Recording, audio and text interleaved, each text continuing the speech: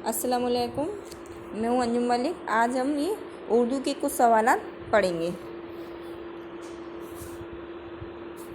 तदरीस की शुरुआत कैसे करनी चाहिए? तदरीस की शुरुआत कैसे करनी चाहिए? बातचीत करके। तदरीस नस्र का मकसद क्या होना चाहिए? हरूफ, अल्फाज, जुमलों का इल्म हो। खामोशी के साथ पढ़ने को क्या कहते हैं? खामोश मुतालिया, खामोश ख़वानी। तफ़हीम इबारत की मंजिल किस तरह तदरीस में आती है? देखो, तफ़हीम का मतलब है कोश या भंडार। इबारत का मतलब लेख, गद्य, पद या तहरीर। मतलब किसी भी लेख का भंडार की मंजिल किस तरह की तदरीस में आती है? तदरीस नशर में। आवाज़ के साथ पढ़ने को क्या कहते हैं? बुलंद ख़वानी। तालबा के ज़ख़ीरा अल्फाज में सबसे ज़्यादा इजाफ़ा किस तरह होता है? इसमें ज़ख़ीरा मतलब कोश या भंडार। तफ़हीम का मतलब समझाना होता है। ज़ख़ीरा का मतलब कोश या भंडार। तो तदरीस नसर में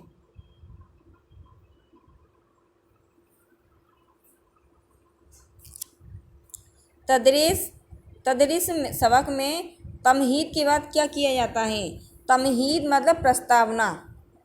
क्या किया जाता है? ऐलानी सबक किया जाता है। तलफ्ज़ की मिस्क से क्या होता है? तलफ्ज़ मतलब कोई लफ्ज़ का उच्चारण सहित मायना। मस्क मतलब होता है अभ्यास या महारत। तलफ्ज़ की महारत से क्या होता है? सही लफ्ज़ों को सही बोलना आ जाता है। तदरीस के दौरान क्या होता है? पढ़ाई के दौरान क्या होता है? अल्फाज के मायने बताए जाते हैं। खामोश मुताला के साथ किस तरह पढ़ना फ़ायदेमंद होता है? ज़ेर लब पढ़ना। देखो, ज़ेर मतलब निम्न होता है। लब मतलब होठ, मतलब निम्न कोई चीज़ पढ़ना, छोटी मोटी चीज़ें पढ़ना। सबक पढ़ने के बाद घर पर करने के लिए जो काम दिया जाता है उसे क्या कहते हैं? उसे मुस्की सवारात कहते हैं। तालिब इल्म से सबक पढ़ाने से पहले उस्ताद खुद क्या करता है? नमूने की बुलंद ख़वानी। किसी भी नमूने को लेकर बुलंद ख़वानी मतलब ऊंची आवाज़ में या तेज़ आवाज़ में पढ़ाता है।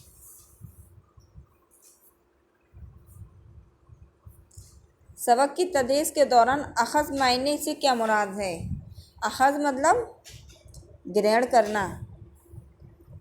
सबक की तदरीस के दौरान ग्रहण करना मायने से क्या मुराद है? मतलब अख़ज़ मतलब ग्रहण करना होता है। तो अनजान लफ्ज़ों के मतलब मालूम होना। मतलब कौन सी चीज़ ग्रहण कर रहे हैं हम? अनजान लफ्ज़ों के मतलब मालूम होना। ज़बर, ज़ेर, पेश, मद, तस्दीद वगैरह को क्या कहते हैं? एराब, मात्राएं। तदरीस के दौरान लगी लहन से क्या मुराद है? हिज्जे में उतार चढ़ाव और कैफियत पैदा करना। हिज्जे में क्या? उतार चढ़ाव और कैफियत पैदा करना। लब व लहजे में दिलकश तहजीब व अदब से शनासाई कौन सी तदरीस आती है? तदरीस नज़्म की। इसमें क्या? लहजे को, लब व लहजे में दिलकश तहजीब की अदब से शनासाई होती है। यकुसुई पढ़ने की सलाहियत किसे होती है? तदरीस नज़म से। दिलकश अंदाज में शेर पढ़ना और उसे लुत्फ़ व मुसरत हासिल करना कौन सी तदरीस का मकसद है?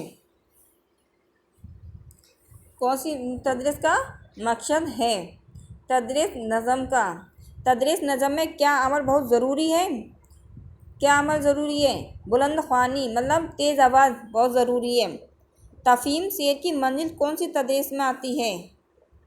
तफ़हीम शेर की मंजिल कौन सी तदरीस में आती है? तफ़हीम मतलब समझाना। तदरीस नज़म में क्या करना चाहिए? शेर की खुसूसियत बताना चाहिए। इनफरादी बुलंद ख्वानी किसे कहते हैं? अलग अलग तालिब इल्म से पढ़वाना। अलग अलग तालिब इल्म से पढ़वाना इनफरादी बुलंद ख्वानी कहते हैं। तदरीस कवायद का मतलब और मकसद है ज़बान की साख्त का इल्म हो। साख्त मतलब बनावट या आकृति का इल्म हो। ज़बान की साख्त मतलब बनावट या आकृति का इल्म हो। लफ्ज़ों की सही तरतीब कैसे होती है? लफ्ज़ों की सही तरतीब कैसे होती है? कवायद से मतलब ग्रामर से या व्याकरण से। व्याकरण।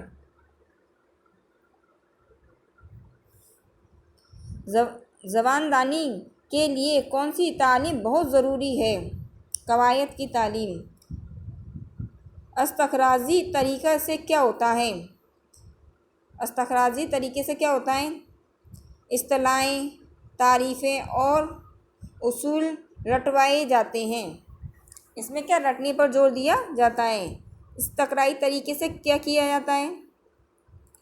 ज़बान व अदब की मिसालें पेश की जाती हैं। इसमें समझने पर जोर दिया जाता है। इब्तदाई दर्जों में कवायद के इल्म कैसी होनी चाहिए? इब्तदाई दर्जों में कवायद के इल्म कैसी होनी चाहिए? इब्तदाई मतलब शुरुआती दर्जों में इस्तक़राई तरीके से, क्योंकि इसमें बचपन से ही बच्चे को सब इल्म ग्रहण होता रहता है। इसमें ज्ञान स्थायी हो जाता है। इब्तदाई दर्जों में कवायद की तदरीस का कौन सा तरीका सबसे मुनासिब रहता है? सबसे अच्छा तरीका कौन सा रहता है? इमली कवायद का तरीका मतलब ग्रामर को समझाना। अमली तरीका। इमली कवायद से क्या मतलब है?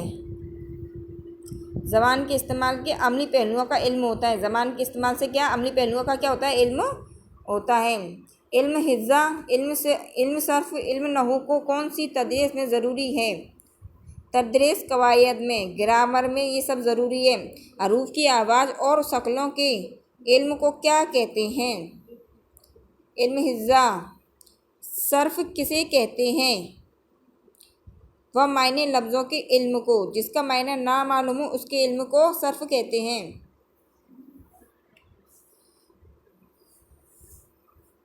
नहू किसे कहते हैं?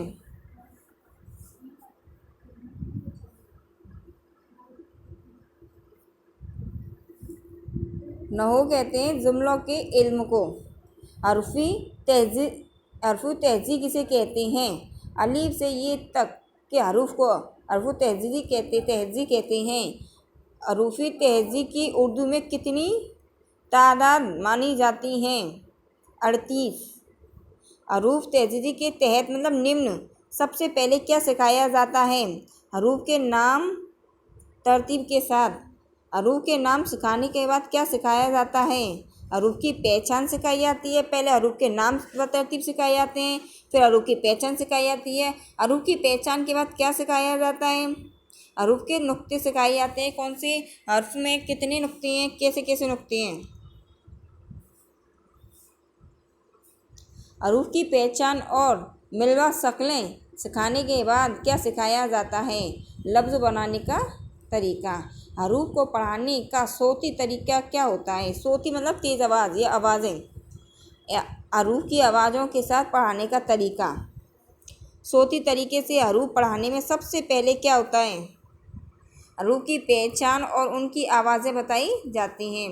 हरूफ की पहचान और आवाज़ें बताने के बाद क्या सिखाया जाता है? एराब की पहचान और उनका इस्तेमाल मतलब मात्राओं की पहचान और उनको इस्तेमाल कैसे किया जाता है। हरूफी तहज़ी की तदरीस के तहलील तरीके में क्या किया जाता है?